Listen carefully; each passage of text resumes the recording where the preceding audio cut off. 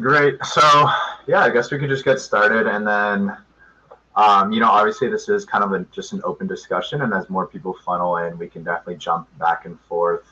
Obviously, we do have a presentation as well, but we can just go back and forth into previous parts of the presentation, and then kind of start up from there. But yeah, I guess everyone, welcome. Thank you. We're Atland Ventures. We're just a couple partners here. This is a picture that isn't a holistic representation of all of our members. I think a lot of them had class at this time, so couldn't make this little photo shoot. But shout out our two advisors at the front, Dave and John. They've been really great, really helpful. But essentially, we're just going to talk about the fund in general and some of the processes that we go through during our regular investment season.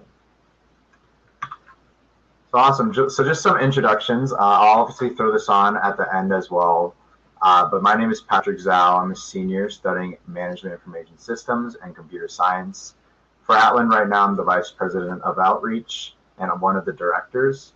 And I joined Atland about a year ago, so last fall, just to kind of dip my feet into the perspectives of the other side of if a founder wanted to approach and raise money and raise assets for their company. And I thought this was a wonderful experience and opportunity, and I'm extremely glad that I was accepted and able to join the fund. And on to you, Hunter. Perfect. Thanks, Patrick.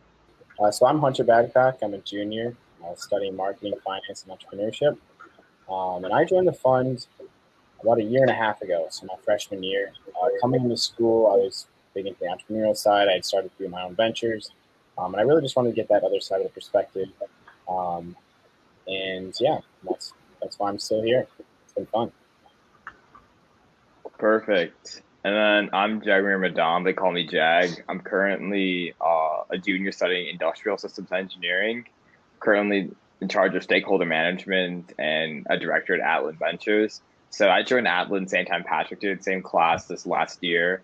And definitely for me, like what I was interested in Atland is just finding a way where I could use a previous experience in entrepreneurship and as well as using my engineering degree to see how companies are built and kind of look at their business model. So having the perspective from the other side is something that was really intriguing for me for Atland. Definitely. And we do have our Instagram and LinkedIn tags there at the bottom. If you'd like to connect with us, follow us, feel free to. Cool. So just as a brief agenda, just for transparency purposes for both of us, we're going to dive into the background of Atland a little bit, talk about our diligence process, some ways we help our portfolio companies post-investment decision, and then also, more importantly, I guess, some of the Gen Z trends that we've noticed recently. And then, shout out Good Vibes, shout out Conversite for some case studies on kind of how we approach that investment process. And then, as always, we have open discussion and feel willing to answer any questions that everyone may have. Cool. So a little more background about Atland. We are the first student-run venture capital fund in which all the students do have equity in all of our investments. So we will see a return in the future. And we're unique in that we may not have industry expertise in a lot of different areas, but we do have a unique perspective in that we are Gen Z consumers and we invest in companies that are solving problems felt by our generation. So kind of the value add for students who want to join Atland is you get a lot of venture capital education. There's no other way to get real world experience and hands-on experience other than actually reaching out to founders, doing research, making investment decisions, and working with them throughout the process. But also it's a networking opportunity. We've seen that in Minneapolis, the entrepreneurship community is an ecosystem that has really thrived in the past few years, and we're still growing those connections, along with connections within industries that we may be interested in. So we really use it for a lot of our partners to not only learn about entrepreneurship, but also to learn about industry specifics and maybe where we could see their career path in the future. A little bit about more of the structure of our fund. We're just over $1 million, on the smaller side. We make small size investments too, so right around 25K. But we do provide big value in that we have access to our university and marketing research and our perspective. And then there's 21 of us students currently in the fund, 15 different majors, so across the university. Like Jagmehr mentioned, he's over in the Science and Engineering School. Patrick and I are both business students, but we do have human education students and biology students. So it's really a lot of different perspectives, and it helps us kind of round out our investment thesis. And right now, we have 10 portfolio companies. We've invested over $350,000, and we are actively involved in all of them. So it's been a really great experience. And below is just some of the interest of our current members. So when we go about deal sourcing, we start with each semester what will be our focus, and what trends are we seeing. So that kind of contributes to some of the trends we're going to talk about today. But these are big ones that we've seen in the past and looking into our next semester. Definitely. Cool. So I guess just kind of starting for our diligence process, the first and probably the most important step is just making sure that we do have high quality deal flow. And we do this by connecting with a lot of different organizations, going to a lot of events, in order to have access to these so-called top deals, if you will. But kind of starting off on the left side, obviously there are a lot of organizations that we try to connect with, and they hold these events and conferences. Obviously Twin City Startup Week has been a great way to kind of get exposure to some cool deals. But also a couple months ago, there was the beta showcase, and we got a couple of deals in our pipeline just through that alone. And then for some platforms we use, PitchBook's probably the most important one. But essentially, we just use these platforms to dig up information, usually kind of on the financial side, just about the company, about maybe some rounds they've been in, and just all that great stuff in that area.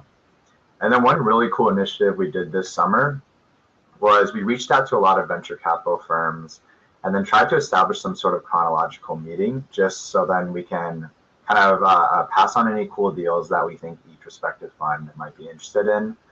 We were speaking to Dorm Room Fund, and they're also a group of really talented students who have exposure to a lot of great deals. And we also spoke to Type 1 Ventures and have tried to set up some meetings just to pass deals back and forth. And ultimately, we know a lot of kind of VC it relies on your reputation as a fund. And so we obviously try to put our best foot forward when we approach the conversations and kind of these different aspects. And as I mentioned, right after the sourcing, the deal is probably the most important step. We then dive into our diligence and the communication and all that like great back and forth between founders. So we are a pretty smaller VC fund that writes smaller checks, but we definitely like to say that our diligence process is a lot more in-depth than probably the normal one that many founders are used to. We do take a little bit more time just because we have a couple more phases. And we like to at least get on the call with founders at least 3 to 4 times, the majority of the time, even more than that, just so that we can make sure we're on the same page, truly understand the product and the management team, and get all of our questions answered. So after kind of that step of going back and forth, drafting up our different memos, and focusing on the different sections and doing the diligence there, we then, as a diligence team, will bring it to the fund and have a fund-wide discussion. And these are really fun because sometimes they can get a little bit intense, but there's a lot of back and forth debate, trying to poke some holes, trying to answer any questions that come up. But it's definitely a great time to make sure that everyone really understands the company and understands that the money that we're putting in is going towards something that is sustainable. And then finally, ideally we make our decision. Hopefully it's great news. We get back to the founder, but it doesn't stop there. After our investment decision, we do our best to try to add value post-investment. And we really do this by, and we'll definitely get into this later in the presentation, Jagmehr and Hunter will definitely talk about it, but we try to leverage our positions just as students in different organizations we're in, the education we've had, our experiences, and even our connections to maybe the University of Minnesota's faculty or different engagements that we have here, or different student club organizations. I really try to propel that growth for our portfolio companies and kind of try to add any help to any projects that they may have.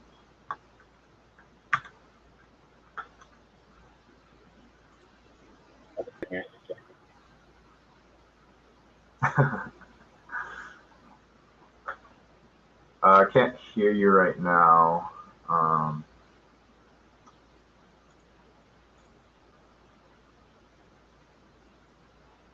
Still can't hear you.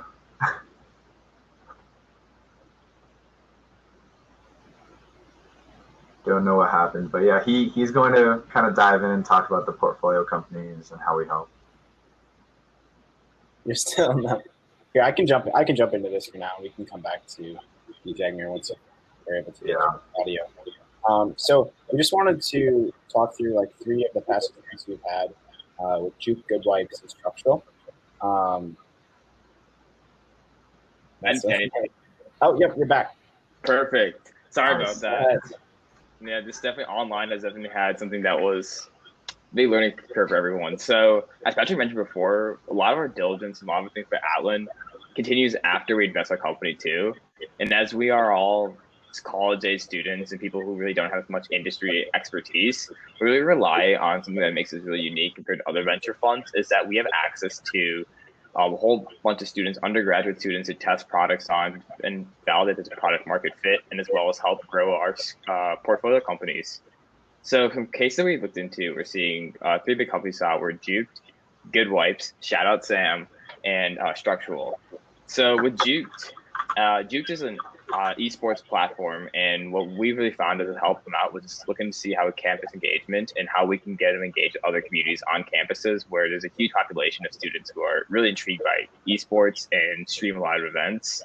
I remember that one of my freshman year, I had my roommates were up till 4 a.m. watching League of Legends World Cups. So seeing invest in Juke is something that was something great, and then something that kind of really neat overall. Next thing to look into is Good Wipes. So Good Wipes is a adult body wipe company, which we really love. And what we were able to help them out was just find a way to do some market research. More specifically, seeing how we can introduce, let's say, their product to our generation, how we can better market and understand marketing trends for college age students in our generation, make sure that they understand what it need to be a marketer in our age. And then finally, Structural. Structural is it's actually a St. Paul-based company, and they do a lot of AI and platform building. So we were able to provide them some interns from Atland and across the university campuses to really make sure that they get that experience of working in a startup, as well as kind of building a stronger community between Atland Ventures and our portfolio companies. We hope to kind of implement this to our other portfolio companies going down the road, but seeing how this worked out for Structural, was able to kind of validate that we are able to help our companies and as well as get an insight to see how they're performing as well. Great. I just want to take a few minutes just to talk through some interesting things that we've seen almost post-COVID. And some have either been re-sparked or ignited from COVID. And these are just some of our specific interests. So I want to talk a little bit about e-commerce and personal health tech and big data and decision making. So to jump right into e-commerce, this is something that's really changed as COVID has hit. We noticed that post-March, companies, restaurants or other businesses, retailers who didn't digitize and have an e-commerce platform were left to suffer from COVID. So this was very important, and it was definitely accelerated post-COVID. But we've seen some unique facets of businesses that have been super successful during this time. And the first is really building a lifestyle brand. So no longer do our consumers care necessarily as much about the product as they do about what they stand for. Along with this, in Minneapolis, we've seen that the rise of the social justice causes, BLM, and just equality and inclusivity, along with code and the health restrictions. So we want brands who will stand behind something like this, make active decisions, and support other things just besides the product attribute. So that's one important feature. Another part of this is social causes like sustainability. So making sure they're transparent, whether it's in the manufacturing process, or, products, or just as a company that they're looking to do their best and be sustainable in the future. And then another rise is of handcrafted and local goods with a story behind them. So we've seen a rise of companies like Etsy, who have a lot of smaller consumers on the platform, makers of products on the platform, who are doing very well because people want to support local during this time, and they want to find a product that resonates with them on a deeper level. Another kind of trend in this area you'll find is you have consumers who really care about the brand and will pay a luxury price for stuff. You also have consumers who want the cheapest price and the most discount. And you've seen a rise of companies like Honey or WikiBuy, or other things that will scrape the website to find best discount codes or promo codes. And we think that our consumers especially love to use these like applications. Along with this, we love to have bundles or different club memberships, whether it's brand loyalty programs or consistent newsletters, and just the rise of original content from brands is super important.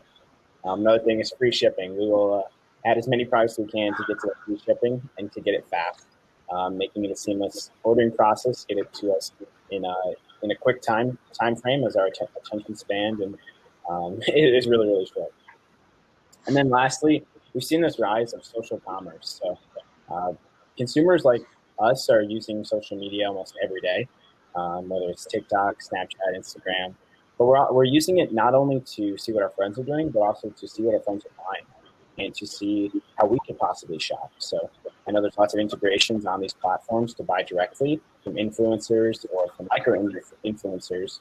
But we really look for products and buy products from people that we think have authentic communication and really care about a brand and just saying they use it because they're getting paid for it. So those are some interesting trends we've noticed, and we'd love to have a discussion about these trends at the end. But we'll move it on to Patrick to talk a little bit about personal health tech. Yeah, awesome. Thanks, Hunter. So another kind of broad umbrella term we've seen is just personal health tech. And kind of diving right in. So first of all, I'm sure everyone's familiar with kind of the biometric and wearable technology. You obviously have your Apple Watch, you have your Fitbits, and kind of all those products along that line that kind of do similar things. But the main thing is that this biometric wearable technology aspect is that it tracks Gen Zers' daily activity or tracks everyone's activity. But the Gen Zers really do care about really understanding the information that is being presented back to them and understanding what's going on in their body and what they're doing at the moment and what they can do, the next day or maybe even later on in the day to change that and maybe kind of improve it. And there's a lot of cool different ways to engage the user. You have Apple's rings and some little mini games and little medals that you get, but it's just a way to engage the user. And we've seen that Gen Zers really enjoy kind of being a part of this back and forth and being able to understand what's really going on with their bodies and with their health. And kind of the second thing, a little small pivot, we've seen some applications and some products that are both innovative and also increase efficiency, especially in the health tech area. So obviously one of the biggest burdens is when you go to the doctors, you have some paperwork you have to fill out. There's obviously a lot of waiting time. And the solution to this problem, we've actually seen displayed in one of our portfolio companies called ClearStep. They basically capitalize on the whole telehealth aspect and provide the user with the experience of through their mobile device to be able to answer just a couple short questions. But then again, going back to telehealth, places you with the doctor to give you a quick diagnosis on maybe a common injury or a common cold or sickness that is pretty widespread across the population. And finally, this kind of wraps up both in this last point that we really want to emphasize is just the analytics, especially for your wellness and also for any meditation or activities that increase your well-being. And so we're actually looking at a really cool company right now that does this, where it offers the opportunity for employers, enterprises, or even just individuals to kind of just take a step back from the daily lives and kind of relax. Obviously with everything being virtual right now, not being able to get back in your daily flow, maybe going to the gym after work or going outside and doing some normal activities that you usually do on the weekends. It is a very go-getter lifestyle at the moment, but we're stuck indoors. And so it just offers an opportunity for you to just, take some classes, do some sessions. But the cool part, once again, going back to that transparency, is being able to understand what's going on with your data pre your start of this session or your activity and kind of after, whether that be just right after the session or right after the long-term program that you're a part of. So we just really see that in the personal health tech, it's just really appealing to the fact that Gen Zers are kind of more aware now of what's going on with themselves and also what they can do to change that, especially in the short term, and see some short term benefits and improvements. Perfect. And Patrick mentioned before too, guys, transition to my next topic is big data and decision making. So personally, for me, like one thing that I've seen is like the rise of now you see those new names, these sexy names like data scientists, data analytics, but you're not looking to sense of like what are you using this data for and how does it impact your generation. So for us, big data and decision making is a huge thing go and go because Gen Z is one of the first generations that's willing to provide more personal information online than the previous generations. I'm not talking about like social security number and like all that information, but more stuff like they'll put your emails for like pre-marketing events, uh, refer friends for platforms in order to get as much free stuff as possible and really kind of build a strong community within. From this as well, we see that the data itself drives on user experience in a sense that data kind of decides how a product is performing, how successful a product is, and more importantly, what's the innovation for products. So we've actually seen in two of our portfolio companies, in both Conversite AI and Stackin, that we've seen data helping create make real-time decisions and really kind of create a platform where we'll see transparency between some trends that we've seen overall and help make overall decisions in general. We'll cover a bit on Conversite AI in the upcoming slides, but with Stackin, what we saw is that as a company that is it's a financial literacy company where they'll send personal messages based on your financial background. So as a student, I can get messages from Stackin saying, hey, maybe invest $5 as a fractional share into, let's say, Netflix, and kind of based on my interest and like my personal investing opinion. So really kind of gearing it towards me. And then finally, kind of wrapping things up with the integration of different platforms. Data is present throughout all across society. I think I was reading a book. There's like a multiple like terabytes of data being produced per day. So setting all that data together and then joining it together can see how different platforms are getting created. Where in the past, like we maybe have a couple core platforms on our phones, and now we're having applications that we built on top of applications so that we can add like personal emojis with our Snapchats, or as well as doing some automation for Twitter. So overall, we're seeing big data and decision making going hand in hand, and something that's impacting our generation a lot. Now, kind of jumping to the next slide, actually, we can talk about some case studies that we're looking into. So we'll start off with Conversite AI. Perfect. So Conversite AI and Ganesh, who's with us today, is Conversite, and is a company we invested in earlier in the summer. They just closed earlier this summer a $1.5 million seed round that we are happy to be a part of. And there's a few different things we want to talk about. First, I want to just give an overview of what Conversite is, and then talk about why we invested and how we saw our perspective can be valuable and provide value to them in the future.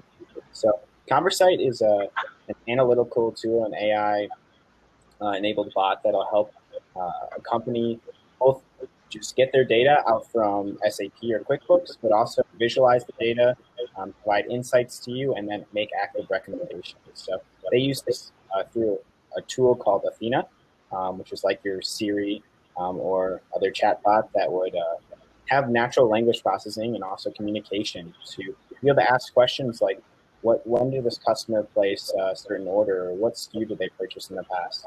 And really have you access data that may take a while to build a report from, or you have to have a data scientist go in and do the time-consuming task of scraping data and building a report at the click of your fingertips. So we've seen it really, really important in two industries, and that's the ones they're focusing on. So if you want to go to the next slide, Patrick. Yep. Sweet. So they're focusing on both logistics and manufacturing.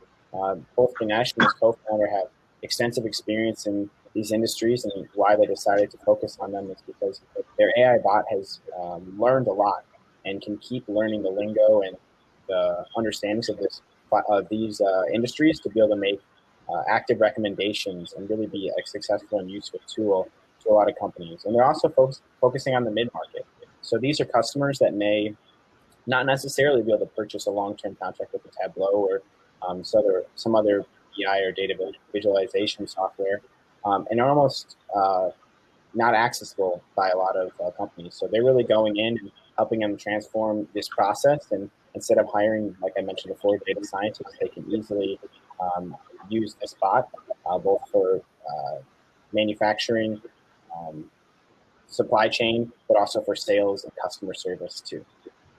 So we think this industry is definitely it's growing in the future, and they found a really good niche within and are expanding rapidly. So why do we invest? And I think this is the interesting part, and I want to just cover. Part of our investment thesis and part of our due diligence process covers the management team, having product market fit, technology, and then the market. And this is one company that we noticed was pretty much golden in every single area. When we first met Ganesh and his co-founder, they were super, super experienced and willing to, and able to communicate something like this that may be a little more technical product in a very simple format to us. Something that we could understand, and we realized the problem that people within the industry were facing right away. Along with this, with the strong communication, they had a massive resilience. So they raised this round during the middle of COVID, and were able to pursue with that and still gain contracts and companies, and increase their pipeline during this time. So we were really, really excited about that. And then moving to the product market fit, we had really good, solid customer feedback. So we talked with a few of their current customers and also a few of companies within the manufacturing and logistics industry that we've had either interned with or had experience with. And it was enormously positive, with people saying, hell yeah, I would use that platform in a minute. And current customers were saying that they haven't seen anything like it that was both affordable and could get them insights on real time, and then actually make the recommendations for them. So both the traction and our primary research really validated this part. Moving into the technology, very proprietary. So Athena, the knowledgeable AI system, we were very impressed with and what it could do for the customers. Along with this, it was positioned as a cost-cutting tool, and it could be used both in supply chain, sales, and customer service, which had a lot of different use cases. And lastly, and the reason that we thought it fit well with our thesis was that it was enabling a human element of communication. And that's what we've really noticed. And one thing that we like to invest in is companies that are not transferring all human connection to either technology or robotics, but enabling the technology to better help us communicate and get more insights to make better discussions and business decisions. So the market's growing. They had product market fit. The management team was very knowledgeable, and the technology was great, and that's why we ultimately made the decision to invest. Perfect. Great talk about to Conversate AI. I definitely love that company too. But moving to one other company in our portfolio called Good Wipes, we're going to talk about kind of like what we saw and kind of like why we invested. So Good Wipes is an adult premium wet wipe company that are cool, convenient, eco-friendly, that are targeted towards adults. What we saw, the big things that stood out for them was that they try to market their campaign as fresh, convenient, and biodegradable. Something that's really hard to find in that current marketplace. So maybe go to the next slide and kind of look into like some analytics we saw. And down below, go back to, we also incorporated some of the quotes from Good Wipes websites. So definitely take a check out for them and take a shout out for them as well if you're interested in the wipes market. Great product. All right.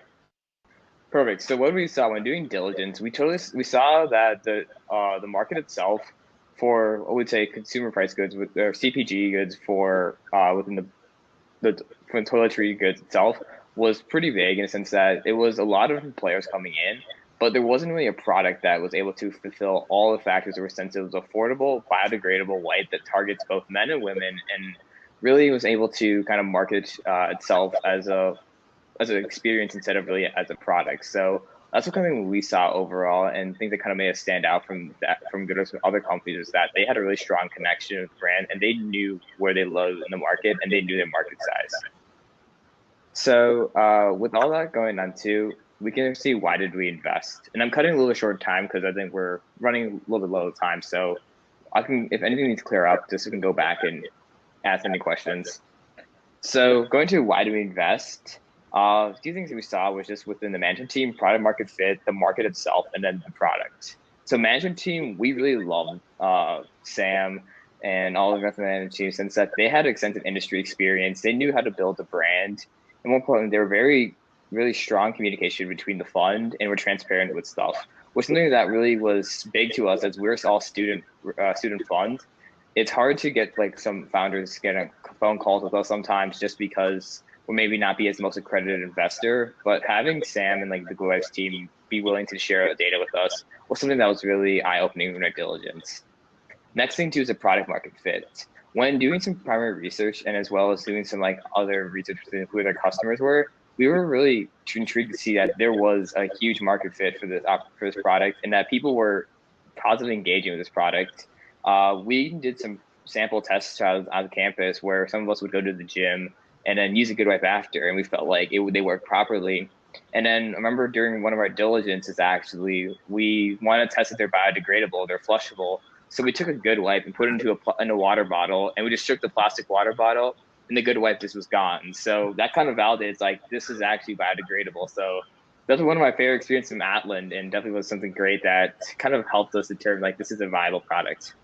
Nothing to in the market. So I mentioned that GoodWipes knows where it is, knows its place in the market, and they're definitely doing a strong thing to kind of establish themselves as this is where we lie, and more importantly, seeing how they can grow on. So they're kind of building like a community of people wanting to stay fresh and be active, which is something that really appealed to people in our generation, where community is a sense of, the community is a huge sense within the product as they want to be part of something much bigger, and GoodWipes was something like that. And finally, to the product, we tested it as biodegradable wipes. We tested the product on campus. We saw there was a great opportunity for that. And most importantly, it was the community that we're building. We saw that GoodWipes was something that's really important for us, was just seeing how they were taking a product that you may not seem to be kind of like a Gen Z based or millennial based product, and then making a community out of it so that people can stay fresh, cool, and keep as adventurous as possible. So that's something that really all four of those things combined really kind of got us intrigued into GoodWipes, and really was the reason why we invested with them back in the fall of 2019. So that was something that was one of my first experiences within Atland with doing a diligence, not due diligence, but like helping analyze, have discussions with them. And even after investing in them, we've been having good conversations and helping them out as much as we can. So that's a relationship that we definitely strengthened because of Atland and able to explore more into that industry. Great, awesome. So that's kind of all we really have for the presentation. I know we have just under 10 minutes. Just as a closing, here's our contact information once again, our social media. And right now, I just want to give this time for any discussion or any questions that anyone in the audience may have. I feel free to, if you can, maybe like unmute your mic and speak. But if you can't, then you can just throw in the chat, and then one of us can take it on from there. So, okay, I can see Ganesh said, how many deals do you invest in a year? Yeah, great question. A lot of that is contingent, and I'll just say a little spiel, but a lot of that is contingent on just like how many deals we can get our hands on and then kind of present to the fund. I think we've averaged per semester probably about, honestly, one or two. So holistically throughout the year, I want to say maybe just 2 to 3 deals. But usually, as I mentioned, our processes take pretty long. And so we've actually split up the teams into smaller groups now, just to hopefully to like increase that churn and get more deals in and out, and hopefully make more investment decisions. Perfect. Of how we manage diligence and being a full-time student too, and it's definitely challenging, but it's really rewarding. Coffee, yeah, that's exactly it. Lots of coffee. But we actually, for our structure, every single Friday we have a fund-wide meeting. This is where we bring investment decisions. So almost every Friday we have a decision that goes to the fund. And then with outside of that, we have obviously our directors who lead diligence teams. And they have meetings every week, and we do research about 2 to 3 hours per analyst on a certain company at the time, depending on timeline. It could be accelerated diligence, and they're working 10, 15 hours a week on it. So it's definitely, a lot of students are very highly motivated and interested in this space, and that really contributes to our success. We have most of our partner meetings or leadership meetings are after 9 p.m. at night.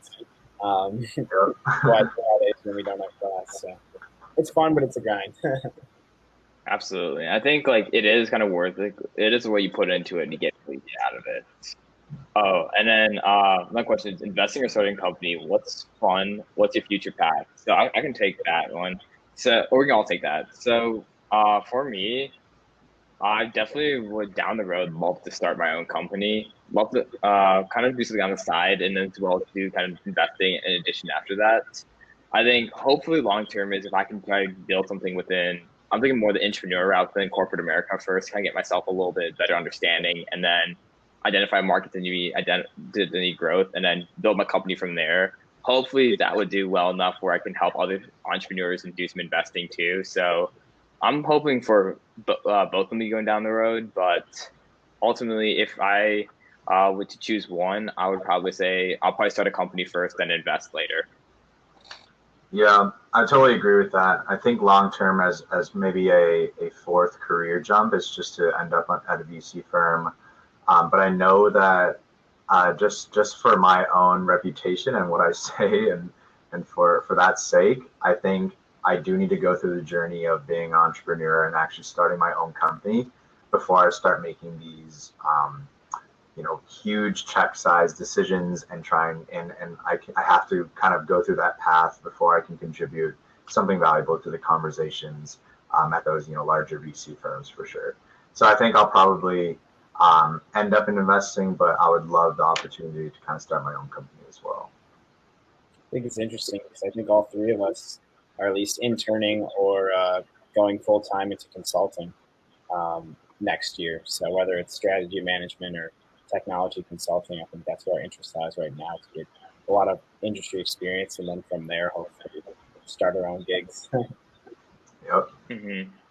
For sure. I'm definitely interested in the supply chain space too. So been able to get some experience working in supply chain companies as well. So definitely has been a great opportunity just to see what's an innovation within industry space and learn outside the classroom as well. Definitely. Yeah, good question. Perfect.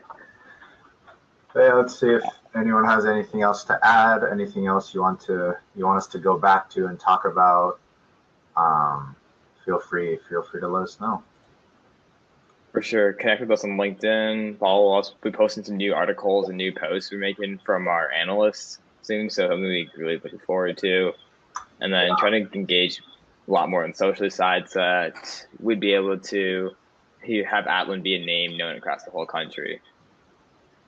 Yeah, and also, at the end of the day, we are still learning. This is definitely a learning experience for a lot of us. And so, if anyone in the audience does have any advice for us on how to kind of improve our processes and what to focus on, please reach out to one of us. Let us know. We are very, very open to kind of taking in criticism and trying to build upon that.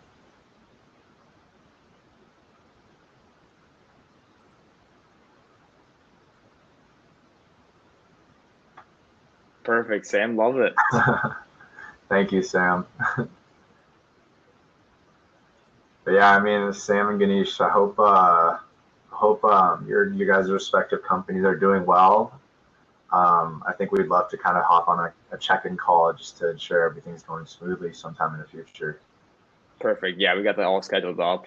I just got your email, Sam, so I'll be responding to that really soon. Also, thanks, Ganesh. Hopefully, one day. See you future here. Perfect. Big time CEOs. Love the support. Love it. Love it.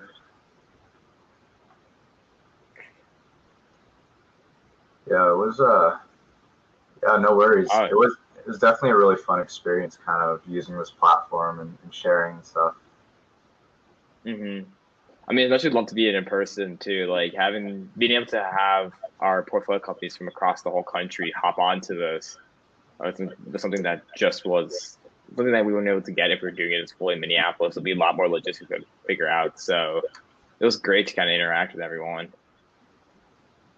Yeah, and I think so a couple of people reached out to me.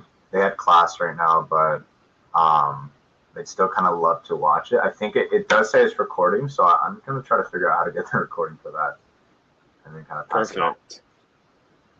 Sounds good.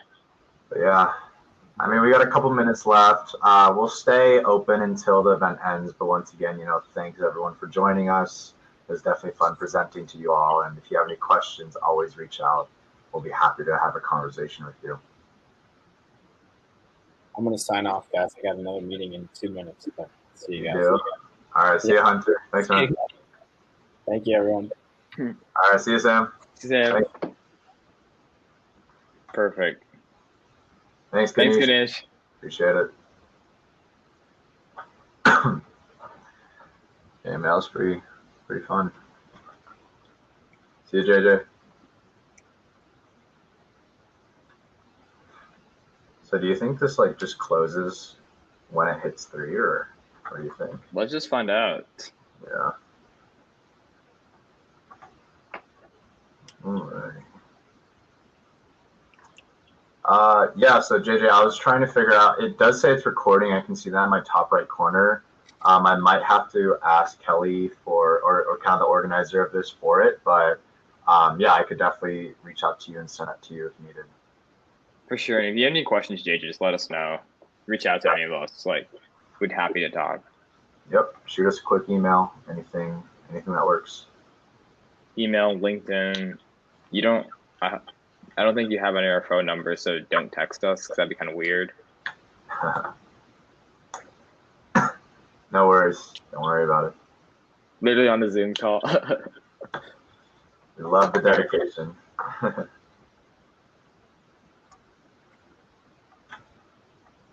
Great. So I don't know if it closes. I think they just can't join anymore because that's like kind of our section, you know.